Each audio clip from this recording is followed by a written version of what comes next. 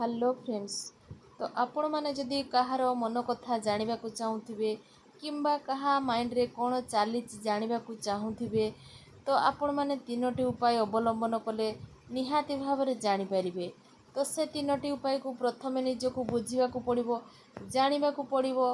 भल भाव में निजे बुझीपारे आउ जानीपारे अन्य कहार मन कथा को निश्चित भाव में सांगे सांगे पढ़ी पारे बा ता माइंड रे कौन चली निश्चित भाव में कहीदे पारे।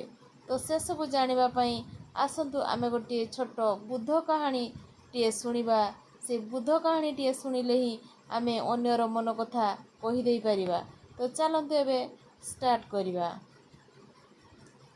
गोटे छोट गाँव में दुई भाई रोहुथिले।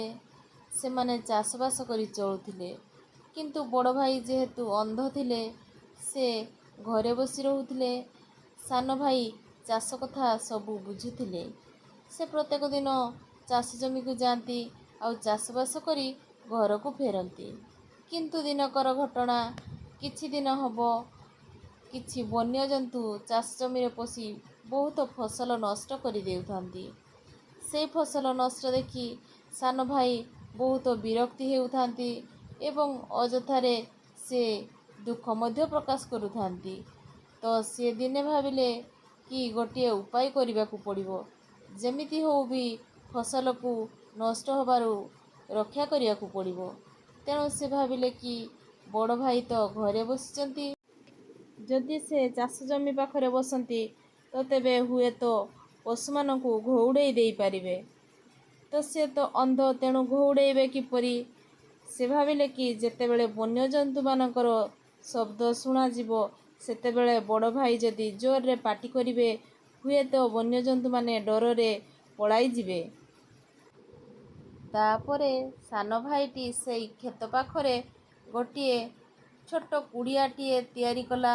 आउ से कुड़िया रे बड़ भाई को जगी रहिबा को कहिला।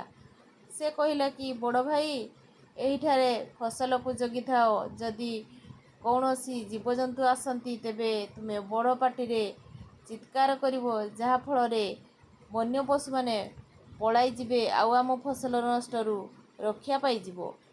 तो एपरि भाव में सान भाईटी बड़ भाई को फसल जगिबा कहिला। आउ से दिन ठारू बड़ भाई सेठारे फसल जगुथांती।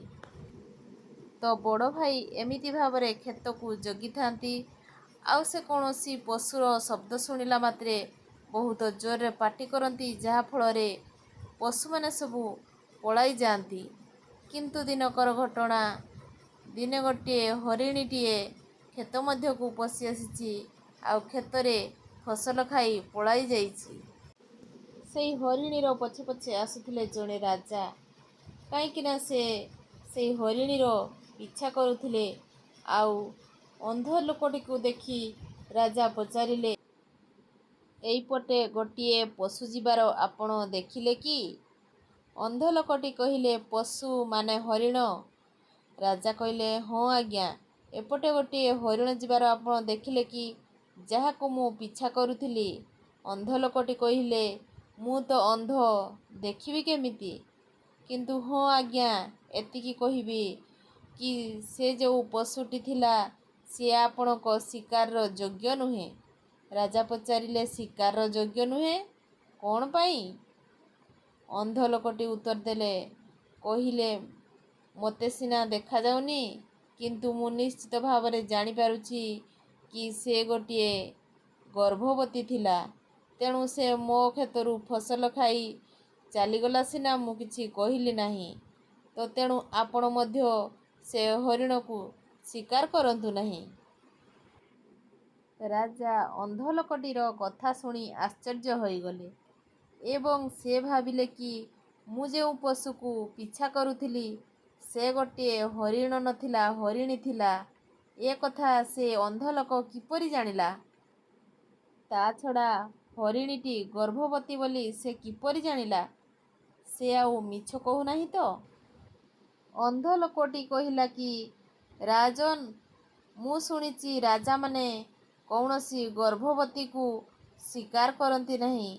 तेणु आपण मध्य से गर्भवती हरिणीटी को शिकार करंतु नहीं। से आपणक पई ଯୋଗ୍ୟ ନୁହେଁ। ଅନ୍ଧ ଲୋକଟି ପାଖରୁ ଏହିପରି କଥା ଶୁଣିବା ପରେ ରାଜା ଅଧିକ ଆଶ୍ଚର୍ଯ୍ୟ ହୋଇଗଲେ ଆଉ ଦ୍ୱନ୍ଦ୍ୱରେ ମଧ୍ୟ ପଡ଼ିଗଲେ। ସେ ଭାବିଲେ, ପ୍ରଥମ କଥା ତ ଲୋକଟି ଅନ୍ଧ, ପୁଣି ଏସବୁ କଥା କହୁଛି କିପରି? ତେଣୁ ସେ ତାଙ୍କର ସେନାପତିଙ୍କୁ ଆଦେଶ ଦେଲେ, କହିଲେ କି ହେ ସେନାପତି, ମୋତେ ସେଇ ହରିଣୀକୁ ବଞ୍ଚିଥିବାର ଦରକାର। କାହିଁକି ନା ମୁଁ ଜାଣିବା ଦରକାର ସିଏ ହରିଣ ନା ହରିଣୀ, ସେ ଗର୍ଭବତୀ କି ନୁହେଁ, ଏସବୁ ଜାଣିବା ନିହାତି ଆବଶ୍ୟକ ମୋ ପାଇଁ। ତେଣୁ ତୁମେ ସେଇ ପଶୁକୁ ଖୋଜି ଆଣ ଯେଉଁ ପଶୁର ପିଛା ମୁଁ କରୁଥିଲି। ମୁଁ ତ ହରିଣ ଭାବି ତାକୁ ଶିକାର କରିବା ପାଇଁ ତାର ପିଛା କରୁଥିଲି। କିନ୍ତୁ ସେ ଯଦି ଗୋଟିଏ ପ୍ରକୃତରେ ହରିଣୀ ହୋଇଥାଏ ଆଉ ଗର୍ଭବତୀ ହୋଇଥାଏ, ତେବେ ମୁଁ ତାର କୌଣସି କ୍ଷତି କରିବି ନାହିଁ। ତେବେ ସେନାପତି, ସେ ପଶୁଟିକୁ ଯାଇ ବର୍ତ୍ତମାନ ଖୋଜି ଆଣ। ସେନାପତି ଆଦେଶ ପାଇବା ମାତ୍ରେ ସାଙ୍ଗେ ସାଙ୍ଗେ ଗଲେ ଏବଂ ସେ ପଶୁର ଅନୁସନ୍ଧାନ କରି ପୁଣି ରାଜପ୍ରାସାଦକୁ ଫେରି ଆସିଲେ ରାଜାଙ୍କ ନିକଟକୁ ଏବଂ ରାଜାଙ୍କୁ ଆସି ଖବର ଜଣାଇଲେ କି ସେ ପଶୁଟି ଥିଲା ଗୋଟିଏ ହରିଣୀ ଆଉ ଗର୍ଭବତୀ ମଧ୍ୟ। ତେଣୁ ସେ ଅନ୍ଧ ଲୋକଟି ଠିକ୍ କହିଛନ୍ତି ବୋଲି ସେନାପତି ରାଜାଙ୍କୁ କହିଲେ। ଏସବୁ କଥା ସେନାପତିଙ୍କଠାରୁ ଶୁଣିସାରି ରାଜା ଅଧିକ ଆଶ୍ଚର୍ଯ୍ୟଚକିତ ହୋଇଗଲେ। କାହିଁକି ନା ସେ ଅନ୍ଧ ଲୋକଟି କେମିତି ଜାଣିଲା କି ସେ ଗୋଟିଏ ହରିଣୀ ବୋଲି, ପୁଣି ହରିଣୀଟି ଗର୍ଭବତୀ ବୋଲି? ଏହିପରି ବିଭିନ୍ନ ପ୍ରଶ୍ନ ରାଜାଙ୍କ ମନକୁ ଆସୁଥାଏ। ଏସବୁ ପ୍ରଶ୍ନର ଉତ୍ତର ପାଇବା ପାଇଁ ସେ ସ୍ଥିର କଲେ କି ସେ ସେଇ ଅନ୍ଧ ଲୋକଟି ପାଖକୁ ଯିବେ। ଆଉ ସେ ଅନ୍ଧ ଲୋକଟି ପ୍ରକୃତରେ ଅନ୍ଧ ନା ଭଲ, ସେ କେମିତି ଏସବୁ କଥା ଜାଣିପାରିଲା ଏବଂ କହିପାରିଲା, ସେ ସବୁର ସତ୍ୟାସତ୍ୟ ଜାଣିବା ପାଇଁ ଇଚ୍ଛା ପ୍ରକାଶ କଲେ। ତେଣୁ ରାଜା ସେଇ ଅନ୍ଧ ଲୋକଟି ପାଖକୁ ଗଲେ। ରାଜା ସେଇ ଅନ୍ଧ ଲୋକଟିକୁ ପଚାରିଲେ, କହିଲେ, ଦେଖ, ତୁମେ ଅନ୍ଧ କି ନୁହଁ ସେ କଥା ତ ମୁଁ ଜାଣିନି। କାହିଁକି ନା ଦେଖ, ତୁମ କ୍ଷେତରେ ଖାଉଥିବା ପଶୁଟି ଗୋଟିଏ ହରିଣୀ ଥିଲା, ସେ କଥା ତୁମେ କହିଲ। ପୁଣି ସେ ହରିଣୀଟି ଗର୍ଭବତୀ ଅଛି ବୋଲି କହିଲ। ତେଣୁ ମୁଁ ତୁମକୁ ଜାଣିପାରୁନି ତୁମେ ଅନ୍ଧ କି ନୁହଁ। ତ ମୁଁ ତୁମକୁ କେତୋଟି ପ୍ରଶ୍ନ ପଚାରିବି, ଆଉ ସେ ପ୍ରଶ୍ନର ଉତ୍ତର ଠିକ୍ ଠିକ୍ ଜବାବ ଦେବ। ତ ଅନ୍ଧ ଲୋକଟି କହିଲେ, ହେ ରାଜନ, ଆପଣ ଯାହା ପଚାରିବା କଥା ପଚାରନ୍ତୁ। ରାଜା ପଚାରିଲେ, କହିଲେ, ଦେଖ, ତୁମେ ତ କହୁଛ ତୁମେ ଅନ୍ଧ ବୋଲି, କିନ୍ତୁ ମୁଁ ଯେଉଁ ପଶୁଟିକୁ ପିଛା କରୁଥିଲି ସେ ଗୋଟିଏ ହରିଣୀ ଥିଲା। ହରିଣୀ ତ ହରିଣୀ, ସେ ପୁଣି ଗର୍ଭବତୀ ଥିଲା। ଏ କଥାର ଅନ୍ଦାଜ ତୁମେ କିପରି ଲଗେଇଲ? ଅନ୍ଧ ଲୋକଟି କହିଲେ, ଦେଖନ୍ତୁ ରାଜନ, ପ୍ରଥମ କଥା ହେଲା କି ତାର ଦୌଡ଼ିବା ଶବ୍ଦରୁ ମୁଁ ଜାଣିପାରିଲି କି ସେ ଗୋଟିଏ ହରିଣ ବୋଲି। ତାପରେ ହରିଣ କି ହରିଣୀ କେମିତି ଜାଣିଲି ସେ କଥା କହୁଛ? ସେ ତାର ଦୌଡ଼ିବାରୁ, ତାର ଶବ୍ଦରୁ, ଏଇଥିରୁ ମୁଁ ଜାଣିପାରିଲି କି ସେ ଗୋଟିଏ ହରିଣୀ ବୋଲି। ଆଉ ଗର୍ଭବତୀ ବୋଲି ଜାଣିଲି କେମିତି? ମୋ କ୍ଷେତରେ ଯେଉଁ ବାଡ଼ ଅଛି ତାକୁ ସିଏ ଡିଆଁ ମାରି ଯାଇପାରିନଥିଲା। ତେଣୁ ମୁଁ ତାକୁ ଜାଣିପାରିଥିଲି ଗର୍ଭବତୀ। ଯଦି ହରିଣ ହେଇଥାନ୍ତା ତେବେ ସିଏ ଡିଆଁ ମାରି ପଳାଇ ଯାଇପାରିଥାନ୍ତା। କିନ୍ତୁ ହରିଣୀଟି ଯାଇପାରିଲା ନାହିଁ। ତାପରେ ସେ ଗର୍ଭବତୀ ଥିବାରୁ ତା ପିଲାକୁ କୌଣସି କ୍ଷତି ନ ପହଞ୍ଚୁ ସେଥିପାଇଁ ସିଏ ଡିଆଁ ମାରି ଯାଇପାରିଲା ନାହିଁ। ତ ସେଇଥିରୁ ମୁଁ ଅନୁମାନ କଲି ଏ ନିଶ୍ଚିତ ଗୋଟିଏ ହରିଣୀ ହେଇଥିବ।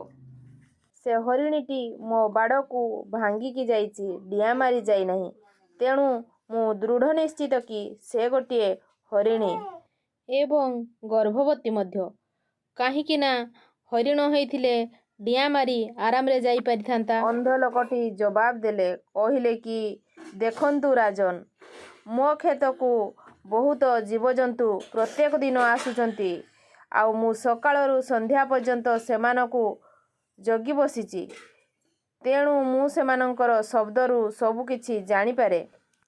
ମୋର ଶ୍ରବଣ ଶକ୍ତି ଖୁବ୍ ପ୍ରଖର। ତେଣୁ ମୁଁ ସେସବୁ ଅତି ସହଜରେ ଜାଣିପାରେ।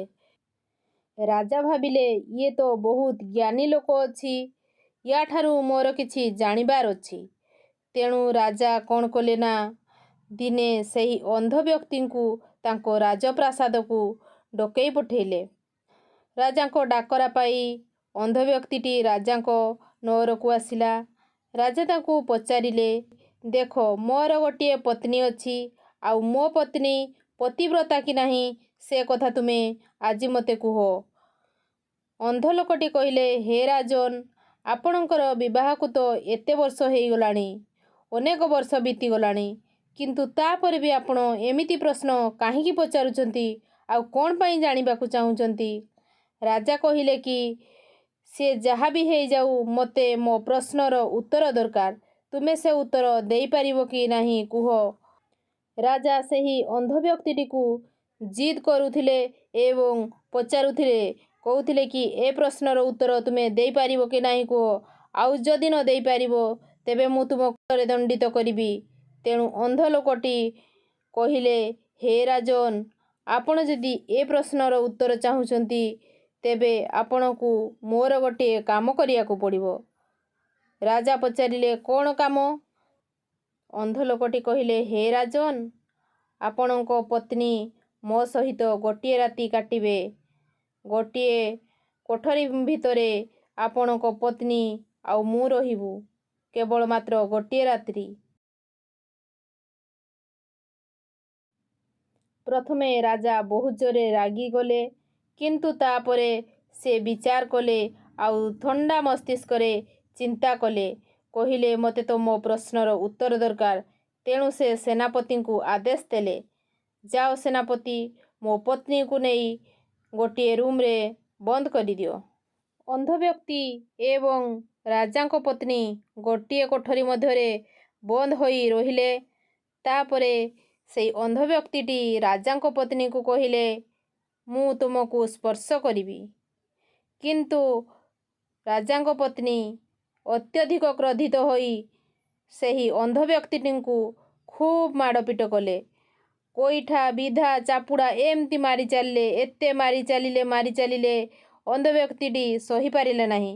କୌଣସି ମତେ ସେ କୋଠରୀରୁ ସେ ବାହାରକୁ ଦୌଡ଼ି ପଳାଇ ଆସିଲେ, ଆଉ ସିଧା ଯାଇ ରାଜାଙ୍କ ପାଖରେ ପହଞ୍ଚିଗଲେ। ରାଜାଙ୍କ ପାଖରେ ପହଞ୍ଚି ସେ ଅନ୍ଧ ଲୋକଟି ତାଙ୍କ ପତ୍ନୀଙ୍କ ବିଷୟରେ କହିଲେ କି ହେ ରାଜନ, ଆପଣଙ୍କ ପତ୍ନୀ ପତିବ୍ରତା ନୁହନ୍ତି। ଏ କଥା ଶୁଣି ରାଜା ଖୁବ୍ କ୍ରୋଧିତ ହୋଇଗଲେ ଏବଂ ତାଙ୍କର ଖଣ୍ଡାଟିକୁ କାଢ଼ିଲେ। ରାଜା ଖଣ୍ଡାଟି ଧରି ସିଧା ରାଣୀଙ୍କ ଆଡ଼କୁ ଗଲେ ଏବଂ ରାଣୀଙ୍କୁ ଯାଇ ପ୍ରଶ୍ନ ପଚାରିଲେ। କହିଲେ, ହେ ରାଣୀ, ତୁମେ ମୋତେ ସତ ସତ କୁହ, ଆଜି ମୁଁ ଯାହା ବି ପ୍ରଶ୍ନ ପଚାରିବି ତୁମକୁ, ତୁମେ ମୋ କଥାର ସଠିକ୍ ଉତ୍ତର ଦେବ। ରାଣୀ ଏ କଥା ଶୁଣି ଆଶ୍ଚର୍ଯ୍ୟ ହୋଇଗଲେ। କହିଲେ, ଦେଖ ରାଣୀ, କୌଣସି କଥା ମିଛ କହିବ ନାହିଁ। ଯଦି ମିଛ କହିବ ତେବେ ମୁଁ ଆଜି ତୁମର ଗଣ୍ଡି ମୁଣ୍ଡ ଅଲଗା କରି ପକାଇବି। ତ ତାପରେ ରାଜା ପ୍ରଶ୍ନ କଲେ, କହିଲେ, ଦେଖ ରାଣୀ, ତୁମେ ପତିବ୍ରତା କି ନାହିଁ ଆଜି ସତ କଥା କହିବ। ତାପରେ ରାଣୀ କହିଲେ, ନା, ମୁଁ ପତିବ୍ରତା ନୁହେଁ। କିଛି ସମୟ ପାଇଁ ରାଜା ଖୁସି ହୋଇଗଲେ, କାହିଁକି ନା ସେ ଲୋକଟିର କଥା ସତ ହୋଇଗଲା। ରାଜା ସାଙ୍ଗେ ସାଙ୍ଗେ ସେ ଲୋକ ପାଖକୁ ଫେରି ଆସିଲେ ଏବଂ ପଚାରିଲେ, ତୁମେ କିପରି ଜାଣିଲ କି ମୋ ରାଣୀ ପତିବ୍ରତା ନୁହେଁ ବୋଲି? ସେହି ବ୍ୟକ୍ତି ସାଙ୍ଗେ ସାଙ୍ଗେ ଉତ୍ତର ଦେଲେ, କହିଲେ, ଦେଖନ୍ତୁ ମହାରାଜ, ଇଏ ଅତି ସହଜ କଥା। ଆପଣ କେମିତି ଜାଣିପାରୁନାହାନ୍ତି? ଦେଖନ୍ତୁ, ମୁଁ ଆପଣଙ୍କ ରାଣୀଙ୍କୁ କହିଲି କେବଳ ସ୍ପର୍ଶ କରିବି ବୋଲି, କିନ୍ତୁ ସେ ମୋତେ ମନା କରିପାରିଥାନ୍ତେ। ସେ ମନା କରିବା ବଦଳରେ ମୋତେ ଗୋଇଠା, ବିଧା, ଚାପୁଡ଼ା ଏମିତି ମାରି ଚାଲିଲେ। ମାରି ମୋର ପ୍ରତ୍ୟେକ ଅଙ୍ଗକୁ ଅନେକ ଥର ସ୍ପର୍ଶ କଲେ। ଆପଣ କୁହନ୍ତୁ, କୌଣସି ପତିବ୍ରତା ନାରୀ ଅନ୍ୟ ପୁରୁଷଙ୍କୁ ସ୍ପର୍ଶ କରିପାରିବ? ଯିଏ ଅନ୍ୟ ପୁରୁଷକୁ ବାରମ୍ବାର ସ୍ପର୍ଶ କରେ ସେ କେମିତି ପତିବ୍ରତା ହେଇପାରିବ? ତେଣୁ ଆପଣ ଏଇଥିରୁ ବୁଝିଯାଆନ୍ତୁ କି ଆପଣଙ୍କ ରାଣୀ ପତିବ୍ରତା ନୁହେଁ ବୋଲି। ରାଜା ମନେ ମନେ ଚିନ୍ତା କଲେ। କହିଲେ, ଠିକ୍ କଥା ତ, ଏ ଲୋକଟି ବହୁତ ଜ୍ଞାନୀ ଅଛି। ରାଜା ପୁଣି ସେହି ବ୍ୟକ୍ତିଙ୍କୁ ଆଉ ଗୋଟିଏ ପ୍ରଶ୍ନ କଲେ। କହିଲେ, ଦେଖ, ଏଥର ତୁମେ ମୋ ପ୍ରଶ୍ନର ଠିକ୍ ଠିକ୍ ଉତ୍ତର ଦେବ। ଆଉ ତା'ର ଠିକ୍ ଠିକ୍ ଉତ୍ତର ଦେଲେ ମୁଁ ତୁମକୁ ଛାଡ଼ିଦେବି। ତାପରେ ସେ ବ୍ୟକ୍ତିଟି ରାଜାଙ୍କୁ କହିଲେ, ଠିକ୍ ଅଛି, ଏବେ ଆପଣଙ୍କର ପ୍ରଶ୍ନ ପଚାରନ୍ତୁ। ଏ କଥା ଶୁଣି ରାଜା ପୁଣି ତାଙ୍କର ପ୍ରଶ୍ନ ପଚାରିବା ଆରମ୍ଭ କରିଦେଲେ। ରାଜା ପଚାରିଲେ, କହିଲ ଦେଖି, ମୁଁ ମୋ ବାପାଙ୍କର ପୁଅ କି ନୁହେଁ, କିମ୍ବା ଆଉ କାହାର ସନ୍ତାନ? ଏ କଥା ତୁମେ ଯଦି ଠିକ୍ ଠିକ୍ କହିଦେବ, ତେବେ ତୁମକୁ ନିହାତି ଭାବରେ ଆଜି ମୁଁ ଏଠାରୁ ଛାଡ଼ିଦେବି। ଏ କଥା ଶୁଣି ଅନ୍ଧ ବ୍ୟକ୍ତିଟି କହିଲେ, ହେ ରାଜନ, ଏସବୁ ପ୍ରଶ୍ନ କାହିଁକି ଆପଣ ପଚାରୁଛନ୍ତି ମୋତେ? ରାଜା କହିଲେ, ତୁମେ ଏସବୁର ଠିକ୍ ଠିକ୍ ଉତ୍ତର ଦିଅ। ତାପରେ ସେହି ବ୍ୟକ୍ତିଟି କହିଲେ, ଠିକ୍ ଅଛି ରାଜନ, ଏ କଥା ପାଇଁ ତ ମୋତେ ଆପଣଙ୍କର ମାଆଙ୍କ ପାଖକୁ ଯିବାକୁ ବି ପଡ଼ିବନି। ଏ କଥାର ଜବାବ ମୁଁ ଅତି ସହଜରେ ଦେଇପାରିବି। ଅନ୍ଧ ବ୍ୟକ୍ତିଟି କହିଲେ, ହେ ରାଜନ, ଆପଣ ମୋ ଉପରେ କ୍ରୋଧିତ ହେବେ ନାହିଁ ତ? ମୁଁ ଯେଉଁ ଉତ୍ତର ଦେବି ତାହା ଶୁଣି ଆପଣ ଅଧିକ ରାଗିଯିବେ ନାହିଁ ତ? ରାଜା କହିଲେ, ନା, ମୁଁ କୌଣସି ପ୍ରକାର ରାଗିବି ନାହିଁ। ତେଣୁ ତୁମେ ନିର୍ଦ୍ୱନ୍ଦ୍ୱରେ କହିପାର। ସେହି ଅନ୍ଧ ବ୍ୟକ୍ତିଟି କହିଲେ, ହେ ରାଜନ, ଆପଣ ତ ଆପଣଙ୍କ ବାପାଙ୍କର ସନ୍ତାନ, କିନ୍ତୁ ଆପଣଙ୍କ ଉପରେ ଅତି କୃପଣ ଜମିଦାରଙ୍କର କଳାଛାଇ ପଡ଼ିଛି, କୁଦୃଷ୍ଟି ପଡ଼ିଛି। ଏ କଥା ଶୁଣି ସାଙ୍ଗେ ସାଙ୍ଗେ ଖଣ୍ଡା ବାହାର କଲେ ଏବଂ ଦୌଡ଼ିଗଲେ ତାଙ୍କ ମାତାଙ୍କ ନିକଟକୁ। ତାଙ୍କ ମାତାଙ୍କ ନିକଟରେ ଯାଇ ସେ ସାଙ୍ଗେ ସାଙ୍ଗେ ତାଙ୍କ ମାତାଙ୍କୁ ପ୍ରଣାମ କରି ପଚାରିଲେ, କହିଲେ, ମାତା, ଆପଣ ମୋତେ ସତ ସତ କୁହନ୍ତୁ, ମୁଁ ମୋ ପିତାଙ୍କର ସନ୍ତାନ କି ନୁହେଁ? ନଚେତ୍ ଆଜି ଏଇ ଖଣ୍ଡାରେ ମୁଁ ମୋର ପ୍ରାଣ ବଳି ଦେବି। ତାଙ୍କ ମା କହିଥିଲେ, ତୁମେ ତୁମ ପିତାଙ୍କର ସନ୍ତାନ ସତ, କିନ୍ତୁ ଜଣେ କୃପଣ ଜମିଦାରଙ୍କର କଳାଛାଇ ତୁମ ଉପରେ ପଡ଼ିଛି, ମାନେ କୁଦୃଷ୍ଟି ତୁମ ଉପରେ ପଡ଼ିଯାଇଛି। ରାଜା ପୁଣି ଦୌଡ଼ି ଦୌଡ଼ି ଆସିଲେ ସେହି ବ୍ୟକ୍ତିଙ୍କ ପାଖକୁ ଆଉ କହିଲେ, ଠିକ୍ କହିଛ ତୁମେ ଠିକ୍ ତ କହିଲ, କିନ୍ତୁ ଏସବୁ ଜାଣିଲ କିପରି? ଅନ୍ଧ ବ୍ୟକ୍ତିଟି କହିଲେ, ଦେଖନ୍ତୁ ରାଜା, ଏସବୁ ଜାଣିବା ବହୁତ ସହଜ କଥା। ଆପଣ ମୋତେ ଏତେ ସବୁ ପ୍ରଶ୍ନ ପଚାରି ସାରିଲେଣି, କିନ୍ତୁ ଏପର୍ଯ୍ୟନ୍ତ କୌଣସି ଗୋଟିଏ ଟଙ୍କା ମଧ୍ୟ ମୋତେ ଦେଇନାହାନ୍ତି। କିନ୍ତୁ ଅନ୍ୟ କୌଣସି ରାଜା ହୋଇଥିଲେ ସେ ମୋତେ ବହୁତ ପୁରସ୍କାରରେ ପୁରସ୍କୃତ କରିସାରନ୍ତେଣି। ଏଇଥିରୁ ମୁଁ ଆପଣଙ୍କୁ ଜାଣିଗଲି ଆପଣ ବହୁତ କୃପଣ ବୋଲି। ମଣିଷର ଓଠକୁ ଦେଖି, ଆଖିକୁ ଦେଖି, ତା'ର ମୁହଁକୁ ଦେଖି, ତା'ର ମନର ଭାବକୁ ଜାଣି ହେଇଯାଏ। ତେଣୁ ମୁଁ ମଧ୍ୟ ସେମିତି ଜାଣିପାରିଥାନ୍ତି ଯଦି ଅନ୍ଧ ନ ହେଇଥାନ୍ତି। କିନ୍ତୁ ମୁଁ ଯେହେତୁ ଅନ୍ଧ, ମୁଁ ମଣିଷମାନଙ୍କର କାର୍ଯ୍ୟକଳାପକୁ ଅନୁସରଣ କରି ତା ବିଷୟରେ ଜାଣିପାରେ। ତେଣୁ କୌଣସି ଲୋକଙ୍କର କାର୍ଯ୍ୟକଳାପ ବା କ୍ରିୟାକଳାପର ଚାଲିଚଳଣରୁ ସବୁଥିରୁ ତା'ର ମନର କଥା ଜାଣି ହେଇଯାଏ। ରାଜା କହିଲେ, ତେବେ ମୁଁ ମଧ୍ୟ ଅନ୍ୟର ମନ କଥା ଜାଣିପାରିବି? ସେହି ବ୍ୟକ୍ତିଟି କହିଲେ, ହଁ, ଆପଣ ମଧ୍ୟ ଜାଣିପାରିବେ, କିନ୍ତୁ ସେଥିପାଇଁ 3ଟି ଉପାୟ ଅଛି। ଆଉ ସେଇ 3ଟି ଉପାୟ ଜାଣିବା ପାଇଁ ହେଲେ ପ୍ରଥମେ ଆପଣ ଆପଣଙ୍କର ଚିତ୍ତକୁ ବା ମନକୁ ସ୍ଥିର କରିବାକୁ ହେବ। ଆପଣ ପ୍ରଥମେ ଆପଣଙ୍କର ମନକୁ ସ୍ଥିର କରନ୍ତୁ, ତାପରେ ଯାଇ ମୁଁ ଆପଣଙ୍କୁ ସେ 3ଟି ଉପାୟ ନିଶ୍ଚିତ ଭାବରେ କହିବି। ତେବେ ପ୍ରଥମ ଉପାୟଟି ହେଉଛି, ଆପଣ ପ୍ରଥମେ ନିଜକୁ ବର୍ତ୍ତମାନର ସ୍ଥିତିକୁ ଆଣିବେ ଆଉ ଆପଣଙ୍କର ସାମ୍ନାବାଲାର ଆଖିକୁ ଚାହିଁବେ। ଆଖିରେ ସବୁକିଛି ଭାଷା ପଢ଼ି ହୁଏ, ତ ଆଖି କିଛି ନ କହିଲେ ମଧ୍ୟ ସିଏ ଅନେକ କଥା କହିଥାଏ। ତେଣୁ ଦେଖିବେ ଆଖି ଉପର ତଳ, ଏପଟ ସେପଟ, ଚାରିପଟ ହେଉଛି, ଚାରିଆଡ଼େ ଚଳଚଞ୍ଚଳ ଦେଖାଯାଉଛି କି ଖୁସିରେ ଅଛି, ଯାହା ବି ହେଉ ସେ ଆଖି କ'ଣ କେମିତି ପରିସ୍ଥିତିକୁ ଆଣୁଛି, କ'ଣ କରୁଛି, ସେସବୁକୁ ନିଜକୁ ଅନୁଧ୍ୟାନ କରିବାକୁ ପଡ଼ିବ। ସେଇଥିରୁ ତା'ର ମନର କଥା ନିଶ୍ଚିତ ଭାବରେ ପଢ଼ିପାରିବେ। ମୋର ସିନା ଆଖି ନାହିଁ, କିନ୍ତୁ ଏ କଥା ମୁଁ ମୋର ଗୁରୁଙ୍କଠାରୁ ଶିଖିଥିଲି। ଆଉ ଏ କଥା ଯେତେବେଳେ ଶିଖିଥିଲି ସେତେବେଳେ ମୋର ଆଖି ଥିଲା। ତେଣୁ ଆପଣ କାହାର ମନର ଭାଷା ନିଶ୍ଚିତ ଭାବରେ ଜାଣିପାରିବେ। ଇଏ ତ ଗଲା ପ୍ରଥମ ଉପାୟ। ଏବେ ଶୁଣନ୍ତୁ ଦ୍ୱିତୀୟ ଉପାୟଟି। ଯଦି ଆପଣ ଆପଣଙ୍କ ସାମ୍ନାବାଲାର ମନ କଥା ଜାଣିବାକୁ ଚାହୁଁଛନ୍ତି, ତେବେ ତା'ର ଆଖିକୁ ବହୁତ ଭଲ ଭାବରେ ଦେଖନ୍ତୁ। ଆଉ ଆଖିକୁ ତା'ର ପୁରା ଭଲ ଭାବରେ ଅନୁଧ୍ୟାନ କରନ୍ତୁ। ଯେମିତିକି ସେ ସତ କହୁଛି କି ମିଛ କହୁଛି, ଭଲ କି ଖରାପ, ତା ବିଷୟରେ ଆମେ ନିଶ୍ଚିତ ଭାବରେ ଜାଣିପାରିବା। ତା ଆଖିକୁ ପୁରା ଗଭୀର ଭାବରେ ଦେଖନ୍ତୁ। ସେ କ'ଣ ଚିନ୍ତା କରୁଛି, ଯେମିତିକି ସେ ଚୋର କି ସାଧୁ, ସେ ସବୁ ଆମେ ଜାଣିପାରିବା। ସେ ତା'ର ଅପରାଧକୁ ବା ଦୋଷକୁ ଲୁଚେଇବା ପାଇଁ ସିଏ ଆଉ ସାମ୍ନାବାଲାର ଆଖି ସହିତ ଆଖି ମିଶାଇ ପାରୁନି। ଆଉ ଗୋଟେ କଥା ବି ଜାଣି ରଖନ୍ତୁ ରାଜନ, ମଣିଷର ତା'ର ମୁଖମଣ୍ଡଳ ଦେଖିକି, ତା'ର ହାବଭାବ ଦେଖିକି, ଚାଲିଚଳଣ ଦେଖିକି ସେ ଦୁଃଖରେ ଅଛି ବା ଖୁସିରେ ଅଛି ବା ନିରାଶରେ ଅଛି ବା ସେମିତି କିଛି ବିଶେଷ ଦୁଃଖ ରହିଛି, ସେସବୁ ଆମେ ଜାଣିପାରିବା। ତୃତୀୟ ଉପାୟଟି ହେଉଛି କୌଣସି ସାମ୍ନାବାଲା ବ୍ୟକ୍ତିର ହାତ ହଲେଇବା କିମ୍ବା ଦେହ ଏପଟ ସେପଟ ହଲେଇବା, ଯାହାକି ଆମେ ବଡ଼ି ଲାଙ୍ଗୁଏଜ୍ କହିଥାଉ, ଏସବୁକୁ ଦେଖିକି ଜାଣିପାରିବା। ଯେମିତିକି କେହି କେହି କଥା କହିଲା ବେଳେ ଆଙ୍ଗୁଳି ଦେଖେଇ କଥା କୁହନ୍ତି, ହାତ ଏପଟ ସେପଟ କରନ୍ତି, ତାଙ୍କର ଦେହକୁ ଏପଟ ସେପଟ କରିକି କଥା କୁହନ୍ତି। ଯଦି ଆପଣଙ୍କର ସାମ୍ନାବାଲା ଆଖି ଉପର ତଳ, ବାମ ଡାହାଣ ଏପଟ ସେପଟ କରୁଛି ଆଉ ଆଖି ସହିତ ଆଖି ମିଶଉନି, ତେବେ ଜାଣିବା ସେ କିଛି ଦୋଷ କରିଛି ବା କିଛି ଲୁଚଉଛି। ମୁହଁରେ ବାରମ୍ବାର ହାତ ମାରୁଥାନ୍ତି, କେହି କେହି ମୁଣ୍ଡରେ ହାତ ମାରୁଥାନ୍ତି, ଏହିସବୁ ଲକ୍ଷଣ ଦେଖିକି ଆମେ ସେମାନଙ୍କର ମନର କଥାକୁ ପଢ଼ିପାରିବା। କିନ୍ତୁ ତା ପୂର୍ବରୁ ଜାଣି ରଖିବା ଦରକାର କି ନିଜକୁ ଶାନ୍ତ ଏକାଗ୍ର କରିବାର ଅଛି। ଆଗରୁ ଯେଉଁ ମୁନି ଋଷିମାନେ ଆମମାନଙ୍କୁ ଦେଖି ଆମର ମନ କଥା ପଢ଼ିପାରୁଥିଲେ, ସେମାନେ ବର୍ତ୍ତମାନକୁ ଦେଖିପାରୁଥିଲେ, ସେମାନେ ବର୍ତ୍ତମାନ ସମୟର କଥାକୁ ଚିନ୍ତା କରୁଥିଲେ ଆଉ ମନକୁ ଏକାଗ୍ର ଶାନ୍ତ ଚିତ୍ତ କରୁଥିଲେ। ସେମାନେ ଅତୀତର କଥାକୁ ଭାବୁନଥିଲେ କିମ୍ବା ଭବିଷ୍ୟତରେ କ'ଣ ହେବ ସେ କଥା ଭାବୁନଥିଲେ। ତେଣୁ ଆପଣମାନେ ଯଦି ଏମିତି ମନ କଥା ପଢ଼ିବାକୁ ଚାହୁଁଥିବେ, ତେବେ ଆପଣଙ୍କର ଚିତ୍ତକୁ ଏକାଗ୍ର କରିବେ ଆଉ ଶାନ୍ତ ଭାବରେ ଅନ୍ୟର ମନ କଥାକୁ ପଢ଼ିପାରିବେ ନିଶ୍ଚିତ।